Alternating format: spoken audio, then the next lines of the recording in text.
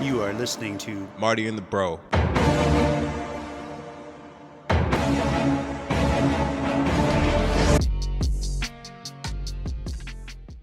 As you know, I've been, paying attention to my mental health the past few months, especially, Mhm. and that's taken me into a lot of memories, Yeah. really early memories. Okay. And did you know that me, Gary Breaux, had a black nanny when I was an infant?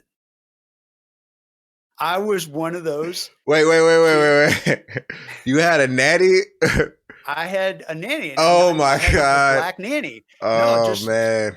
Oh, Gary had slaves. Oh man. well, think about the times. Think about the times, though. This was, mid '60s. I was Yeah. born right about '65 or so. Okay. Mid '60s. This is the civil rights movement is underway. Martin Luther King is in the news all the time. Malcolm X.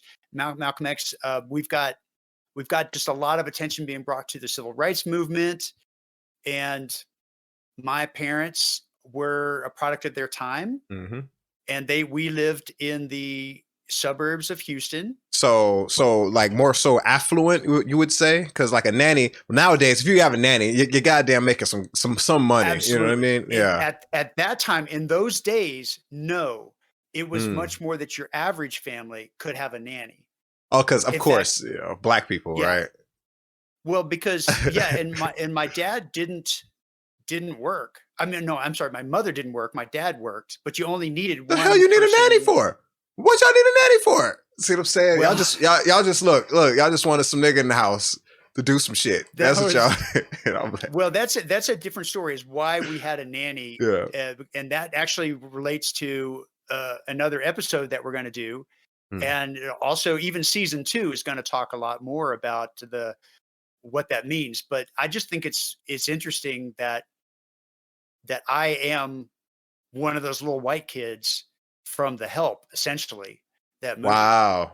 Okay, now I gotta Yeah, watch it now since we yeah, have a yeah. You got to talk about a watch it. movie about your childhood. You know what I'm saying?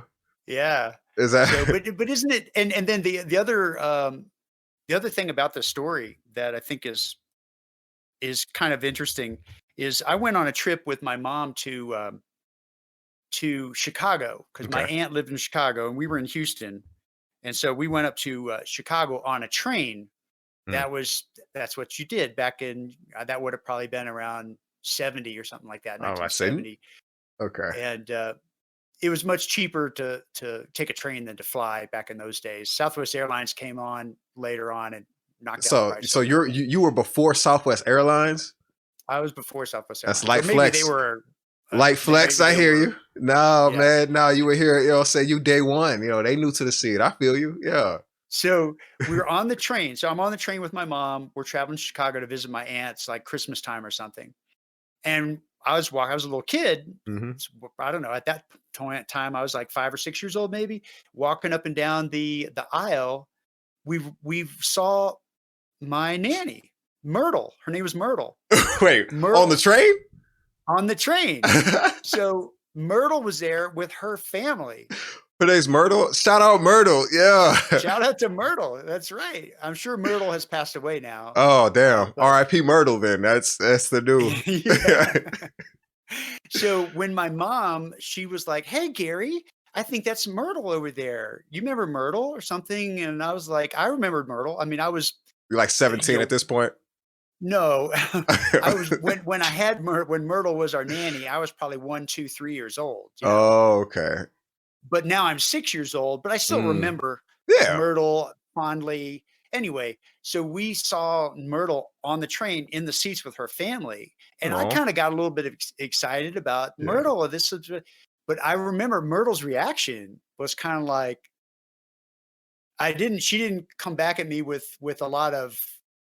uh, a lot of Reciprocated love, like excitement. yeah, reciprocated love. Yeah, Yeah. she was more like because then and now as I look back on it, of course, from her standpoint, Mm. being the nanny for this white family when she probably had to travel, I don't know how far from wherever she Mm. lived to my house on Creekwood to take Hmm. care of these me and my brother, these two little white kids. Hmm. She probably had no House reason to probably feel smelled much. like dog food. Yeah, man. Oh, 100%. Yeah, we had dogs. We definitely had dogs. See, Yeah. But it was just funny that and even my mom, she probably didn't get it either. She was probably expecting Myrtle to light up a little bit. "Oh, hi, Gary." Yeah, da, yeah. da." But no, that's not what happened. She was like, yeah, what do you want me to do about it? I'm off the clock, lady." Exactly. Yeah.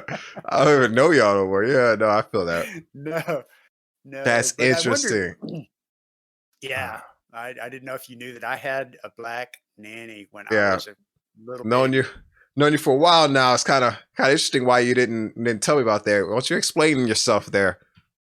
Yeah. Well, we are going to get into we're going to do episode 5 today. And All episode right. 5 is are we special?